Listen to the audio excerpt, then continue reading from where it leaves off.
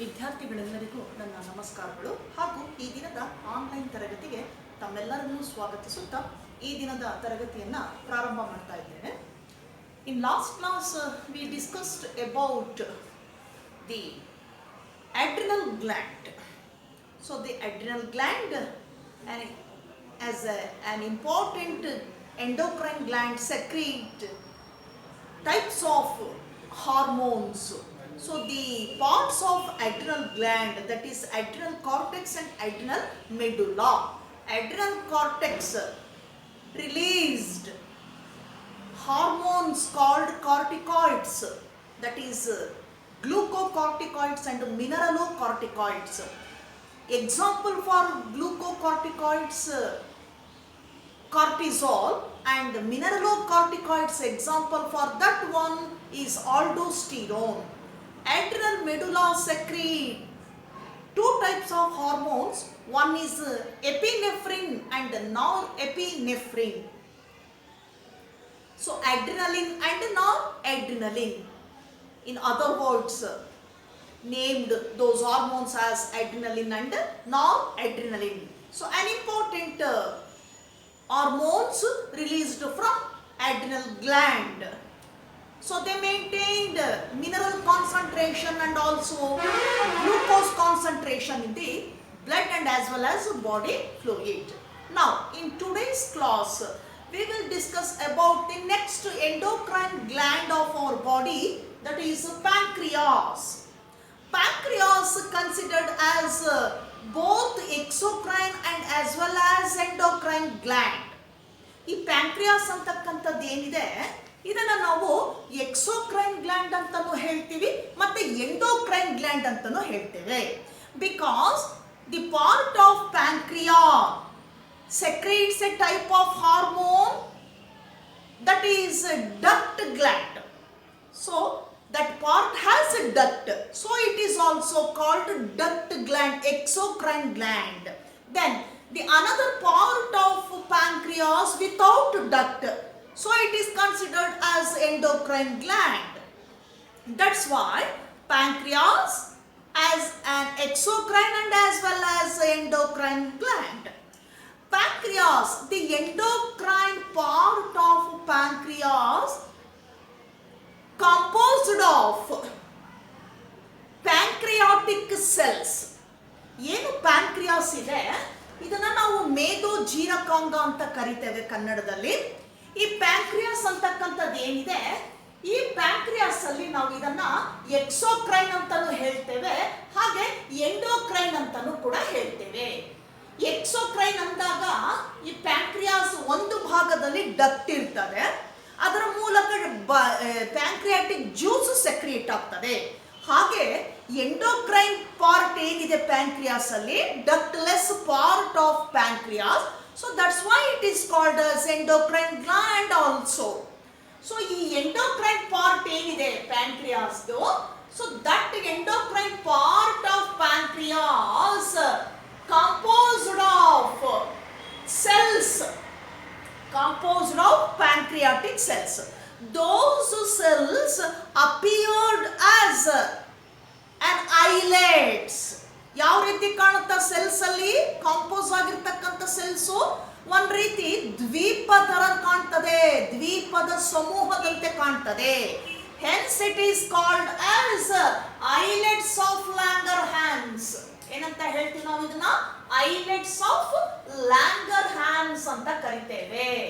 Islets of Langerhans because those cells present in that endocrine part of pancreas, those cells arranged just or similar like islands. So hence it is called islets of Langerhans. The islets of Langerhans, nothing but pancreatic cells. That is differentiated into two types.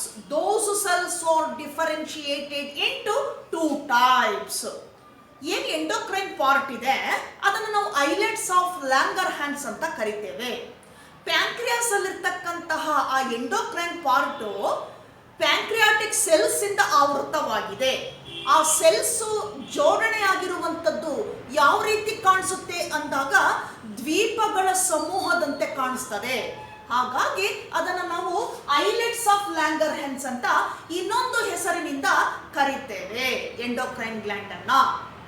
ಹಾಗಾದ್ರೆ ಈ ಒಂದು islets of ಲ್ಯಾಂಗರ್ಹ್ಯಾನ್ಸ್ ಏನಿದೆ pancreas ಅಲ್ಲಿ ಆ part, ಆ islets of Langerhans ಅಲ್ಲಿ ಈ ಎರಡು ರೀತಿಯ ಸೆಲ್ಸ್ ಗಳನ್ನ ನಾವು ಐಡೆಂಟಿಫೈ ಮಾಡ್ತೇವೆ.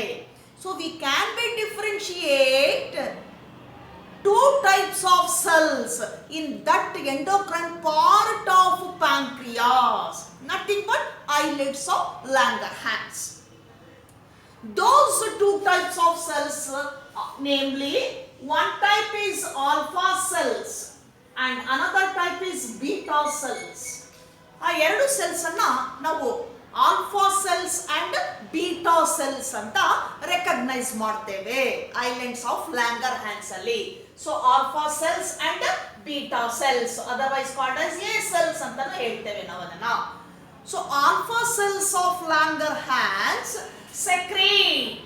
secrete a hormone called glucagon. ಯಾವ ಹಾರ್ಮೋನ್ ಅನ್ನ ಸೆಕ್ರೇಟ್ ಮಾಡುತ್ತದೋ ಗ್ಲೂಕೋಗಾನ್ ಅಂತಕ್ಕಂತಹ ಹಾರ್ಮೋನ್ ಅನ್ನ ಸೆಕ್ರೇಟ್ ಮಾಡುತ್ತೆ alpha cells of Langerhans. Similarly beta cells of Langerhans secrete a hormone called as insulin.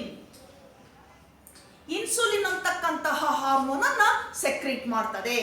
ಹಾಗಾಗಿ ಎಂಡೋಕ್ರೈನ್ ಪಾರ್ಟ್ ಏನಿದೆ ಪ್ಯಾಂಕ್ರಿಯಾಸ್ ಅಲ್ಲಿ ಈ ಎರಡು ರೀತಿಯ ಹಾರ್ಮೋನ್ಸ್ ಅನ್ನ ಸೆಕ್ರೇಟ್ ಮಾಡ್ತದೆ. One is called glucagon and another one is called as insulin.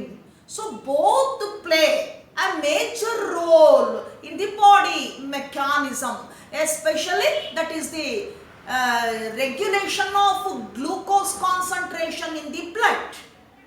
ಏನು sugar concentration ಇದೆ ಬ್ಲಡ್ ಅಲ್ಲಿ ಅದನ್ನ ಮ್ಯಾನೇಜ್ ಮಾಡ್ತಾ ಹೋಗ್ತದೆ. So coming to the first one, that is glucagon.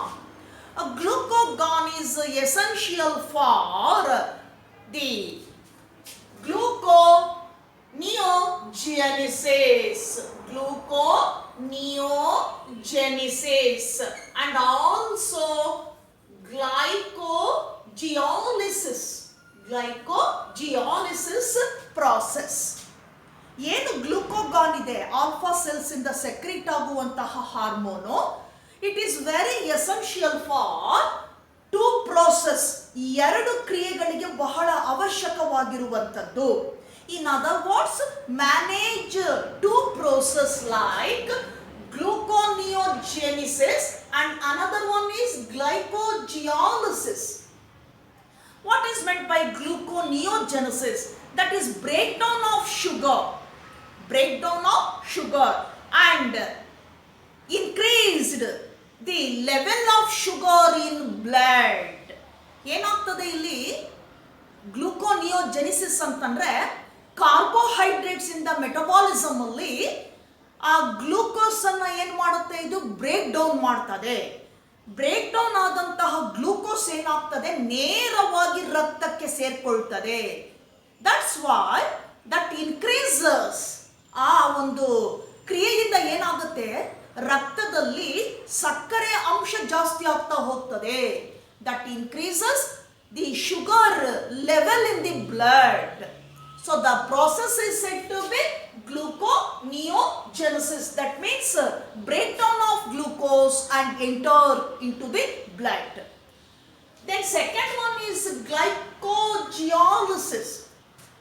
That is the breakdown of glycogen into sugar. ಈ process ಅಲ್ಲಿ ಏನಾಗ್ತದೆ, glycogen that is stored in the form of energy, stored in liver cells in the form of energy. ಈ animal cell ಅಲ್ಲಿ ಏನಾಗ್ತದೆ, glycogen ಅಂತಕ್ಕಂಥದ್ದು stored ಯಾವ ರೀತಿ store ಆಗ್ತದೆ, ಎನರ್ಜಿಯ ರೂಪದಲ್ಲಿ ಲಿವರ್ ಅಲ್ಲಿ ಮತ್ತೆ ಕೆಲವು ಟಿಶ್ಯೂನಲ್ಲಿ ಏನಾಗ್ತದೆ, ಡೆಪಾಸಿಟ್ ಆಗ್ತದೆ ಗ್ಲೈಕೋಜನ್. ಈ ಗ್ಲೈಕೋಜನ್ ಏನಾಗ್ತದೆ, ಬ್ರೇಕ್ ಡೌನ್ ಆಗ್ಬಿಟ್ಟು ಶುಗರ್ ಮಾಲಿಕ್ಯೂಲ್ ಅನ್ನ ರಿಲೀಸ್ ಮಾಡ್ತದೆ. ಆ ಪ್ರೋಸೆಸ್ ಅನ್ನ ನಾವು ಏನಂತ ಹೇಳ್ತೇವೆ, ಗ್ಲೈಕೋಜಿಯಾಲಿಸಿಸ್ ಗ್ಲೈಕೋಲಿಸಿಸ್ ಅಂತ ಕರಿತೇವೆ. That means break down of glycogen into glucose. Glucose ಆಗಿ ಗ್ಲೈಕೋಜನ್ ಏನಾಗುತ್ತೆ, ಕನ್ವರ್ಟ್ ಆಗ್ತದೆ. ಹಾಗಾಗಿ ಏನಾಗ್ತದೆ, in both process release of glucose then enter into the blood. Automatically the level of glucose in the blood must be increases. ಏನಾಗ್ತದೆ, ಎರಡೂ ಕಡೆಯಿಂದ glucose release ಆಗಿಬಿಟ್ಟು ಬ್ಲಡ್ಗೆ ಸೇರ್ಕೊಂಡಾಗ ಏನಾಗುತ್ತೆ, ಆಟೋಮ್ಯಾಟಿಕ್ ಆಗಿ ಬ್ಲಡ್ ಅಲ್ಲಿ ಇರ್ತಕ್ಕಂಥ ಶುಗರ್ ಕಾನ್ಸಂಟ್ರೇಷನ್ ಏನಾಗ್ತದೆ, ಗೋಸ್ ಆನ್ ಇನ್ಕ್ರೀಸಿಂಗ್, ಹೆಚ್ಚುತ್ತಾ ಹೋಗ್ತದೆ. So that leads A disorder. ಅದು ಒಂದು ಡಿಸಾರ್ಡರ್ ಅನ್ನ ಕಾಸ್ ಮಾಡ್ತದೆ. ದಟ್ ಈಸ್ ಕಾಲ್ಡ್ ಡಯಾಬಿಟಿಸ್ ಅಂತ ಕರಿತೇವೆ. ಅದನ್ನೇ ನಾವು ಡಯಾಬಿಟಿಸ್ ಅಂತ ಹೇಳ್ತಕ್ಕಂಥದ್ದು.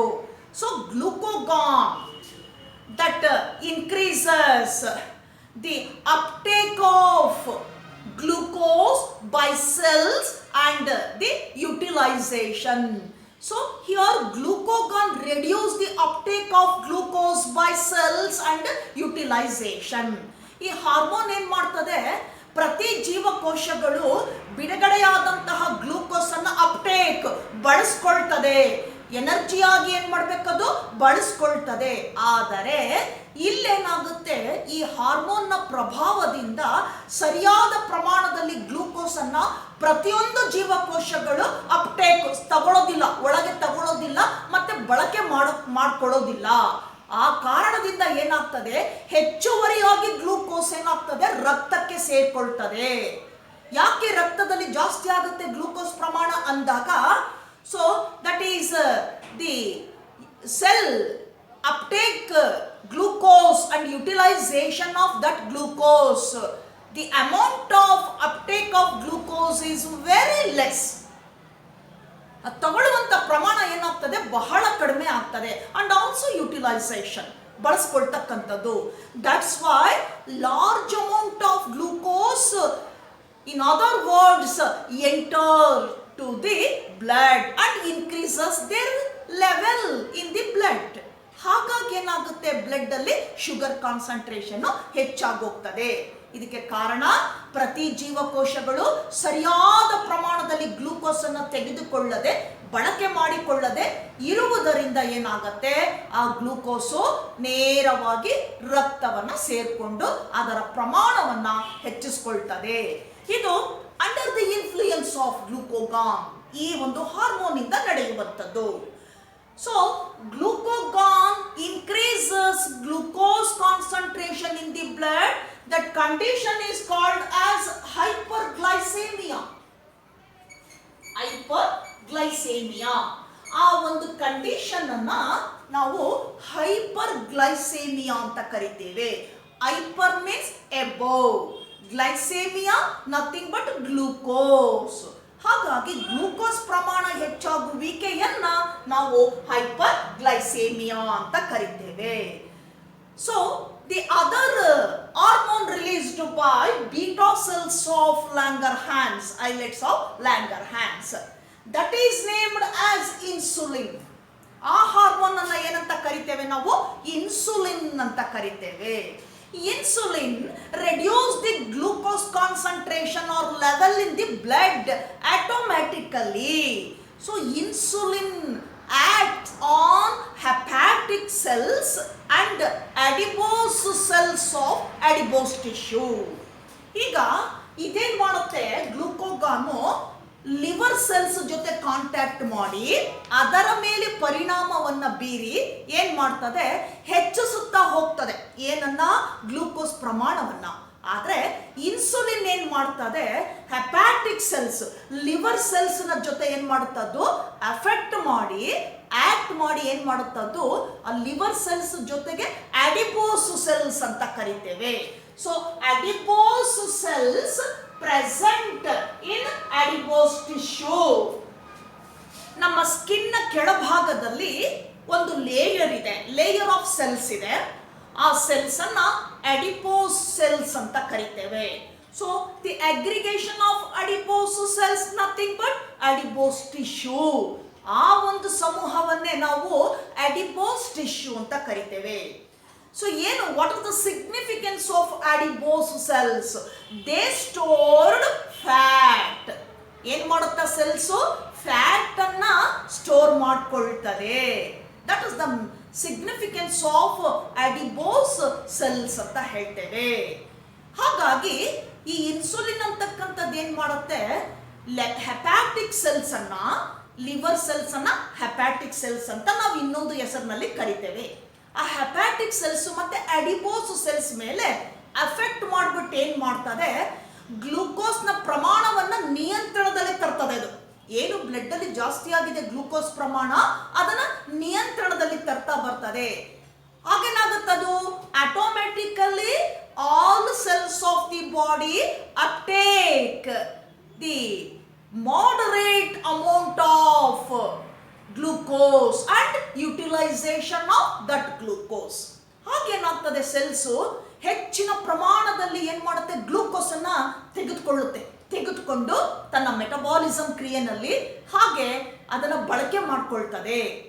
ಆ ಅಪ್ಟೇಕ್ ಮಾಡ್ಕೊಂಡು ಬಳಕೆ ಮಾಡ್ಕೊಂಡಾಗ ಏನಾಗುತ್ತೆ, ಗ್ರಾಜುಯಲ್ ಆಗಿ ಬ್ಲಡ್ ಅಲ್ಲಿ ಇರ್ತಕ್ಕಂಥ ಗ್ಲೂಕೋಸ್ ಪ್ರಮಾಣ ಕಡಿಮೆ ಆಗ್ತಾ ಬರ್ತದೆ.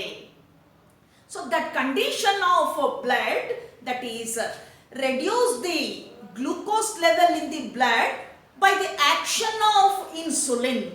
That condition is called as hypoglycemia. Hypoglycemia. ನೋಡಿ, ಇಲ್ಲಿ ಜಾಸ್ತಿ ಆಗಿರೋದನ್ನ ಹೈಪರ್ಗ್ಲೈಸೇಮಿಯಾ ಅಂತ ಕರಿತೇವೆ. That is due to the effect of glucagon. ಹಾಗೆ hypoglycemia reduce the sugar concentration in the blood. That is due to the action of insulin. Insulin action ಇಂದ ಕಡಿಮೆ ಆಗ್ತದೆ. That condition is said to be hypoglycemia. ಅದನ್ನೇನಂತ ಕರಿತೀವಿ ನಾವು? hypoglycemia. Hypo means below, ಕಡಿಮೆ. Hyper means above, ಹೆಚ್ಚು. So these two conditions takes place in the pancreas due to the action of glucagon and insulin. So insulin control or manage or regulate the glucose level in the blood. So that's why insulin act as a significant role in the reducing of glucose in blood. So that is, insulin is very important hormone during the reduction or reduce of glucose concentration and manage that concentration in the blood. So these two hormones secreted by Langerhans of pancreas. Now pancreas as well as endocrine and as well as exocrine gland. So this is this summary of pancreas, that is endocrine part of pancreas. Now we move on to the next endocrine gland, nothing but gonads. Gonads or sex organs. So there are two types of gonads or sex organs. In other words, they called sex organs. So what are two types of gonads? One is called male gonad, and second one is called as female gonad. Male gonad is called testis. Female gonad is called ovary. Testis and ovary. So these two considered as sex organs or gonads. So testis, male gonad or sex organ, releases a hormone called androgens. So androgens, otherwise called as testosterone. Androgens nothing but steroid hormones. ಏನಿದೆ androgens ಅಂತ ಹೇಳ್ತೇವೆ, testosterone secreted by some cells of testis. So those hormones are nothing but steroid hormones and also called as male sex hormone. Androgens ಅನ್ನ ನಾವು male sex hormone ಅಂತ ಕರಿತೇವೆ. ಏನು ಮೇಲ್ sex organ ಇದೆ, ಗೋನಾಡ್ ಇದೆ, ಅಲ್ಲಿಂದ ರಿಲೀಸ್ ಆಗುವಂಥದ್ದು androgens. So in testis, Here composed of number of lobules. So those are called testicular lobules. ಹೀಗೆ ಅನೇಕ ಕಂಪಾರ್ಟ್ಮೆಂಟ್ಸ್ ಗಳಿರ್ತದೆ ಟೆಸ್ಟಿಸ್ ಅಲ್ಲಿ. ಸೊ ಎಷ್ಟಿರ್ಬೋದು ಅಂದಾಗ nearly about 200 to 250 of such lobules. 200ರಿಂದ 250 ಈ ರೀತಿ ಕಂಪಾರ್ಟ್ಮೆಂಟ್ಸ್ ಇದೆ. ಇದನ್ನ ನಾವು ಟೆಸ್ಟಿಕ್ಯುಲರ್ ಲಾಬ್ಯೂಲ್ಸ್ ಅಂತ ಕರಿತೇವೆ. So all 200 to 250 such compartments or lobules are present inside the testis. Then each lobule has 2 to 3 seminiferous tubules. ಒಂದೊಂದು ಲಾಬ್ಯೂಲ್ ಒಳಗಡೆಗೆ 2ರಿಂದ 3 ಏನಿರ್ತದೆ ಸೆಮನಿಫೆರಸ್ ಟ್ಯೂಬ್ಯೂಲ್ ಇದೆ. ಈ ತರ ಟ್ಯೂಬ್ಯೂಲ್ಸ್ ಇರುತ್ತೆ. ನಾನು ಒಂದನ್ನ ಎನ್ಲಾರ್ಜ್ ಮಾಡಿ ತೋರಿಸ್ತೇನೆ. So each tubule has 2 types of cells. One is called gonial cells and second one is called Sertoli cells. ಒಂದೊಂದು ಸೆಮನಿಫೆರಸ್ ಟ್ಯೂಬ್ಯೂಲ್ ಅಲ್ಲೂ ಕೂಡ 2 ರೀತಿ ಸೆಲ್ಸ್ ಇದೆ. ಒಂದನ್ನ ನಾವು ಗೋನಿಯಲ್ ಸೆಲ್ ಅಂತ ಕರಿತೇವೆ, ಹಾಗೆ ಇನ್ನೊಂದನ್ನ ಸರ್ಟೋಲಿ ಸೆಲ್ ಅಂತ ಕರಿತೇವೆ. Gonial and Sertoli cells. So in between the seminiferous tubule, ಇಲ್ಲಿ ನೋಡಿ ಒಂದು ಲಾಬ್ಯೂಲ್ ಒಳಗೆ 3 ಇದಾವೆ. ಈ 3 ಟ್ಯೂಬ್ಯೂಲ್ಗಳ ಮಧ್ಯೆ there is a loose connective tissue and blood vessels. ಆ ಮಧ್ಯೆ ಏನಿದೆ ಲೂಸ್ ಕನೆಕ್ಟಿವ್ ಟಿಶ್ಯೂ ಇದೆ in between the seminiferous tubule. So those tissue, that loose connective tissue has some specialized cells. ಈ ಕನೆಕ್ಟಿವ್ ಟಿಶ್ಯೂ ನಲ್ಲಿ ನಾವು ಕೆಲವು ಸ್ಪೆಷಲೈಸ್ಡ್ ಸೆಲ್ಸ್ ಅನ್ನ ನೋಡ್ತೇವೆ, ವಿಶೇಷವಾದ ಸೆಲ್ಸ್ ಗಳನ್ನ ನೋಡ್ತೇವೆ. Those cells are called Leydig cells. ಅದನ್ನೇನಂತ ಕರಿತೀವಿ ನಾವು? Leydig cells ಅಂತ ಕರಿತೇವೆ. Or in other words interstitial cells ಅಂತ ಕರಿತೇವೆ. So Leydig cells or interstitial cells secrete this hormone, male sex hormone, nothing but androgens. ಆ ಸೆಲ್ಸ್ ಈ ಆಂಡ್ರೋಜನ್ಸ್ ಹಾರ್ಮೋನ್ ಅನ್ನ secrete ಮಾಡ್ತದೆ. Then what is the function of this hormone? Androgens are male sex hormone manage or regulate spermatogenesis. ಈ process ಅನ್ನ ಏನ್ ಮಾಡುತ್ತೆ? ಅದು manage ಮಾಡುತ್ತೆ ಟೆಸ್ಟಿಸ್ ಅಲ್ಲಿ ಈ hormone. What is meant by spermatogenesis? It is a process in which release of sperms from the seminiferous tubule. ಏನಿದು? ಇದು ಒಂದು ಕ್ರಿಯೆ, ಪ್ರಾಸೆಸ್. ಈ ಪ್ರಾಸೆಸ್ ಅಲ್ಲಿ ಏನಾಗ್ತದೆ, ಮೇಲ್ ಗೇಮೆಟ್ ಅಂತಕ್ಕಂಥದ್ದು ಏನ್ ಹೇಳ್ತೀವಿ ನಾವು ಸ್ಪರ್ಮ್ ಅಂತ, ಆ ಮೇಲ್ ಗೇಮೆಟ್ ರಿಲೀಸ್ ಆಗುವಂತಹ ಕ್ರಿಯೆ, ಅದನ್ನ ನಾವು ಸ್ಪರ್ಮ್ಯಾಟೋಜೆನಿಸಿಸ್ ಅಂತ ಕರಿತೇವೆ. ಈ ಕ್ರಿಯೆಗೆ ಏನ್ ಮಾಡುತ್ತದ್ದು? ಮ್ಯಾನೇಜ್ ಮಾಡ್ತದೆ. So that one is under the influence of androgens. ಈ ಕ್ರಿಯೆ ಈ ಹಾರ್ಮೋನ್ ನ ಮೂಲಕನೇ ಅದರ ಇನ್ಫ್ಲೂಯೆನ್ಸ್ ಇಂದ ನಡೆಯುವಂಥದ್ದು ಟೆಸ್ಟಿಸ್ ಅಲ್ಲಿ. Then also it is necessary or essential for developing of secondary sexual characters in males. ಏನು ಸೆಕೆಂಡರಿ ಸೆಕ್ಷುವಲ್ ಕ್ಯಾರೆಕ್ಟರ್ಸ್ ಇದೆ ಮೇಲ್ಸ್ ಅಲ್ಲಿ, ಅದರ ಒಂದು ಡೆವಲಪ್ಮೆಂಟ್ಗೆ ಕೂಡ ಕಾರಣವಾಗ್ತದೆ.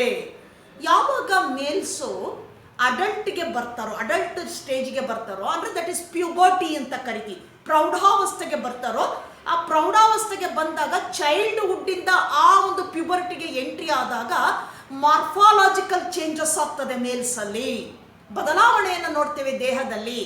ಆ ಬದಲಾವಣೆಯಲ್ಲಿ ಏನು ವ್ಯತ್ಯಾಸ ಆಗ್ತದಲ್ಲ, ಆ ಒಂದು ಬಿಹೇವಿಯರು, ವರ್ತನೆ, ಮತ್ತೆ ಆ ಬದಲಾಗ್ತಕ್ಕಂಥ ಅಂಗಾಂಗಗಳು ಏನಿದೆ ಅದನ್ನ ನಾವು ಸೆಕೆಂಡರಿ ಸೆಕ್ಷುವಲ್ ಕ್ಯಾರೆಕ್ಟರ್ ಅಂತ ರೆಕಗ್ನೈಸ್ ಮಾಡ್ತೇವೆ.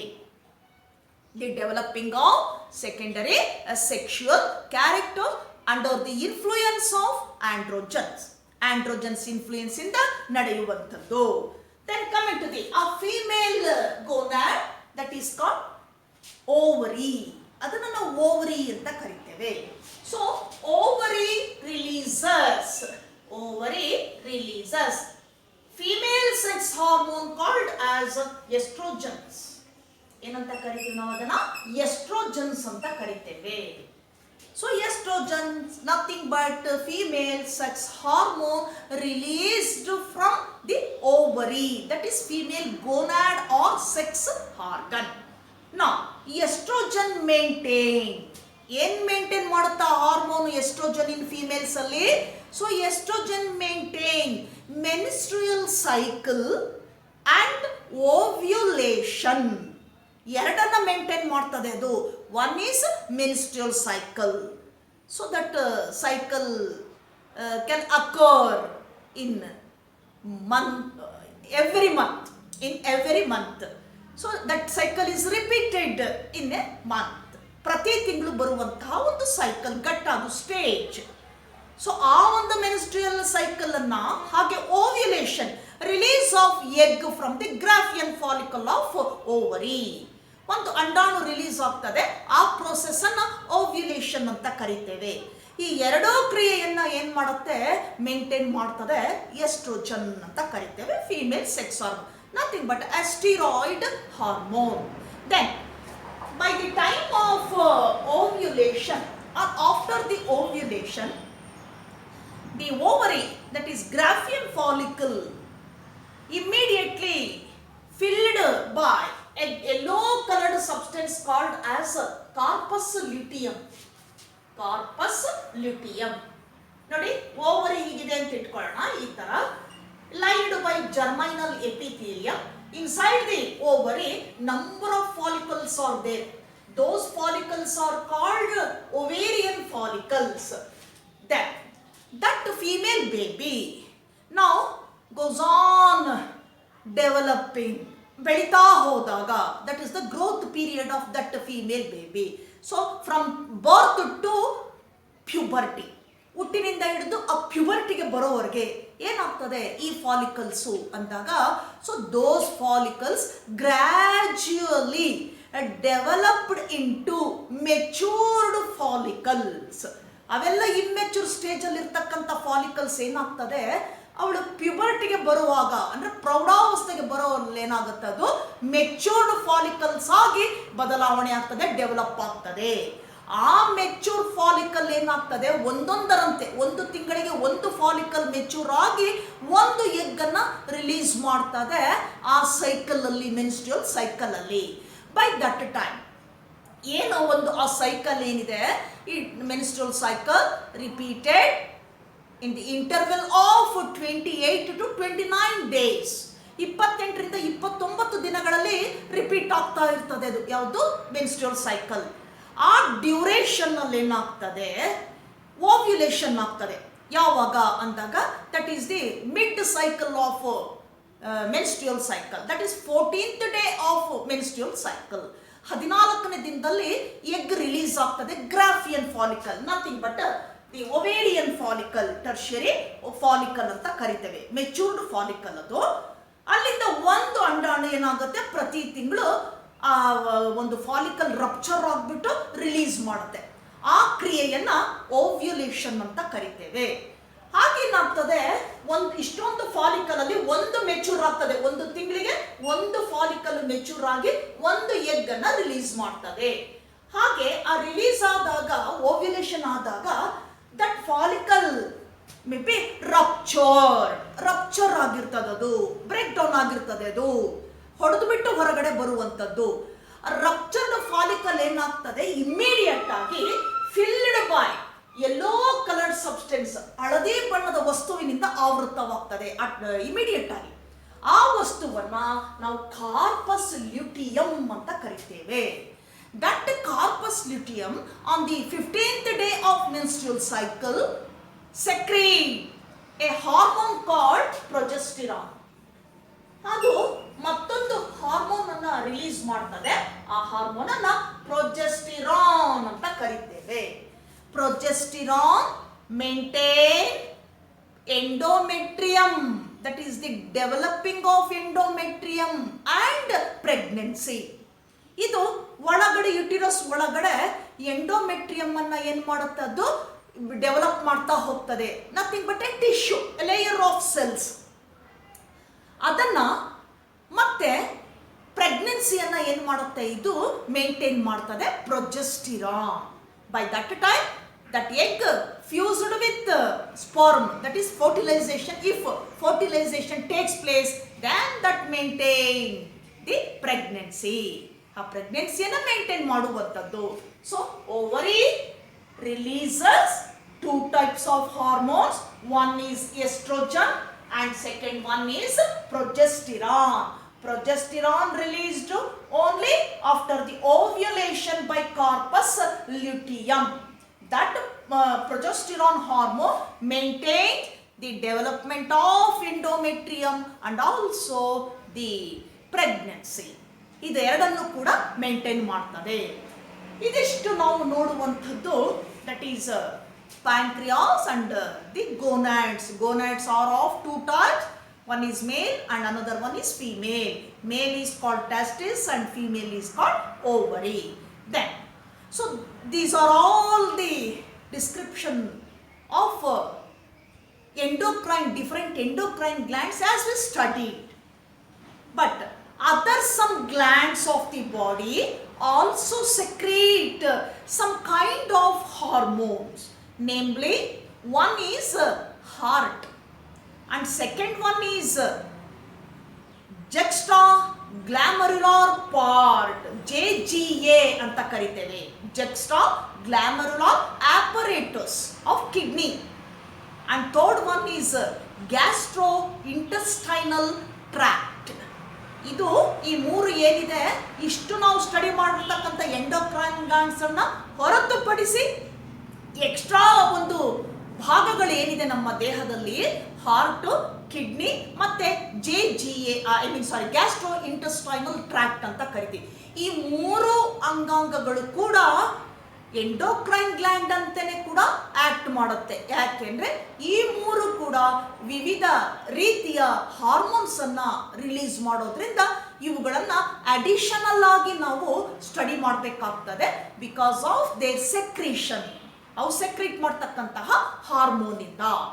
Coming to the first one, a heart. ಯಾವ್ದನ್ನ ನೋಡೋಣ ನಾವು? ಫಸ್ಟ್ ಹಾರ್ಟ್ ಅನ್ನ ಸ್ಟಡಿ ಮಾಡೋಣ.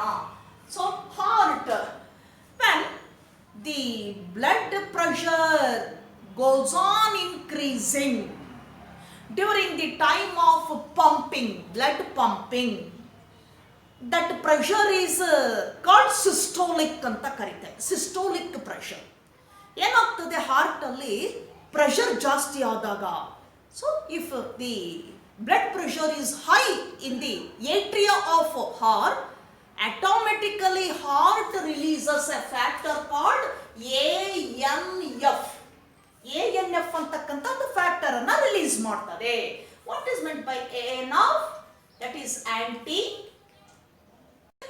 Factor, uretic factor, shortly termed as ANF, anti-natriuretic factor, released by heart during the time of that is the pressure, high pressure in heart ಅಥವಾ atria of heart. So this ANF gradually decreases the blood pressure in the heart. ಏನ್ ಮಾಡ್ತದೆ, ಹೆಚ್ಚಾಗಿರ್ತಕ್ಕಂಥ ಒತ್ತಡವನ್ನ gradual ಆಗಿ ಏನ್ ಮಾಡುತ್ತೆ, ಅದು ಕಂಟ್ರೋಲಿಗೆ ತಂದ್ಬಿಟ್ಟು ಕಡಿಮೆ ಮಾಡಿ normal ಸ್ಟೇಟ್ಗೆ ತರ್ತದೆ. ಯಾವ ರೀತಿ ತರ್ತಿದ್ದು ಅಂದಾಗ, by the dilation of blood vessels. Dilation of blood vessels ಯಾವ ರೂಪದಲ್ಲಿ ತರ್ತದೆ ಅದು? In the form of dilation of blood vessels. ಏನು ಬ್ಲಡ್ ವೆಸಲ್ಸ್ ಅಲ್ಲಿ ಏನು ಬ್ಲಡ್ ಪಂಪ್ ಆಗುವಾಗ ಕ್ರಿಯೇಟ್ ಆಗ್ತಕ್ಕಂಥ ಪ್ರೆಷರ್ ಜಾಸ್ತಿ ಆದಾಗ ಏನು ಮಾಡುತ್ತೆ, ಆ ಒಂದು ಡೈಲೇಷನ್ ಮಾಡ್ತದೆ, ಅದನ್ನು ರೆಡ್ಯೂಸ್ ಮಾಡ್ತಾ ಬರ್ತದೆ. ಆ ಬ್ಲಡ್ ವೆಸಲ್ಸ್ ಅಲ್ಲಿ ಏನಾಗ್ತದೆ, ಆ ಫ್ಲೂಯಿಡ್ ಕಾನ್ಸಂಟ್ರೇಷನ್ ಜಾಸ್ತಿ ಆಗಿ ಏನಾಗುತ್ತೆ, ಡೈಲೇಷನ್ ಆಗ್ತಾ ಬರ್ತದೆ ಬ್ಲಡ್ ವೆಸಲ್ಸು. ಯಾವಾಗ ಡೈಲೇಷನ್ ಆಗ್ತಾ ಬರ್ತದೋ ಆಟೋಮೆಟಿಕ್ ಆಗಿ ಪ್ರೆಷರ್ ಏನಾಗ್ತದೆ, ಗೋಸ್ ಆನ್ ಡಿಕ್ರೀಸಿಂಗ್, ಕಡಿಮೆ ಆಗ್ತಾ ಬರ್ತದೆ. ಆ ಕ್ರಿಯೆಯನ್ನ ಡೈಲೇಷನ್ ಅಂತ ಕರಿತೇವೆ, dilation of blood vessels. That factor is said to be ANF. So heart also releases a hormone that is ANF in the form of a factor that control the high blood pressure in the atria of heart. So second one is that is JGA ಅಂತ ಕರಿತೀವಿ. JGA juxtaglomerular apparatus in the kidney, nephron, in the part of nephron, the important organ or important structure glomerular part ಅಂತ ಕರಿತೇವೆ. So juxtaglomerular apparatus. So what is the function of this part? Then we will discuss in next class. So this is enough for today's class, and then I will take up the JGA, then the role of JGA in the next class. Till then, goodbye.